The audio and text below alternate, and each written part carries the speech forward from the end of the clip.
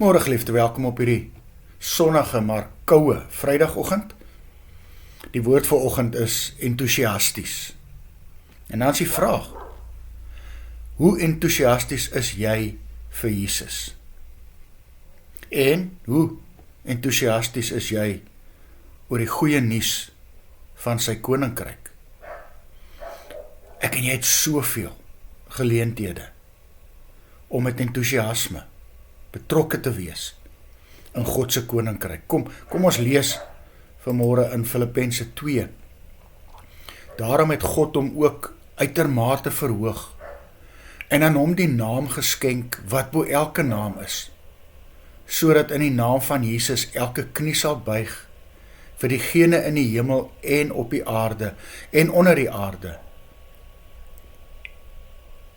en elke tong sal bely: Jesus Christus is die Here, tot eer van die Vader. Elke tong, elke tong sal bely: Jesus Christus is die Here. Hoe as ons dit hoor, hoe kan ons nie entoesiasties wees nie oor hierdie Jesus wat vir my en vir jou alles gedoen het? Die vraag is eintlik, is jy oordrewe entoesiasties? En tot watter uiterste mate sal jy gaan om die naam van Jesus Christus, die naam bo alle name, te verkondig, sodat elke knie, of totdat elke knie sal buig en elke tong bely dat Jesus Christus die Here is? Nou kan jy vir jou vandag afvra en sê, maar watter geleenthede het ek? God maak vir sy kinders deure oop om die goeie nuus te gaan verkondig. Moenie hoop verloor nie, al word die lewe al hoe moeiliker. God gee nuwe geleenthede om vir hom te getuig. Nou is die tyd om entoesiasties te wees oor Jesus en sy kosbare woord te verkondig. Onthou, ons sê dit weer, geloof is 'n werkwoord. En wat sê die Bybel oor geloof? Kom ek herhaal dit weer, Romeine 10. Die geloof volg uit die aanhoor van die boodskap. En die aanhoor van die boodskap volg uit die prediking van die goeie nuus wat handel oor Christus Jesus. Kom vanmôre saam met my op jou knieë na hom toe.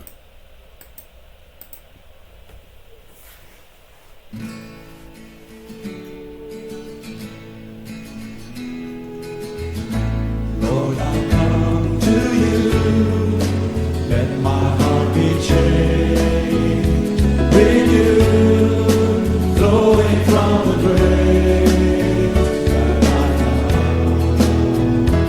in you.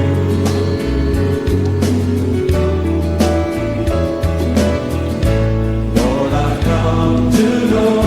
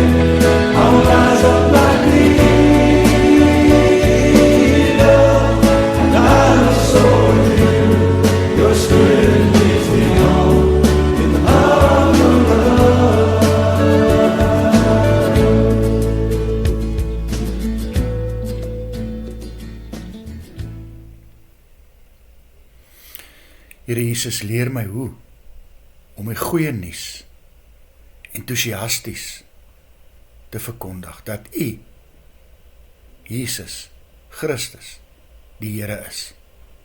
Amen. Mag jy saam met my geliefde 'n wonderlike dag en 'n lieflike naweek hê.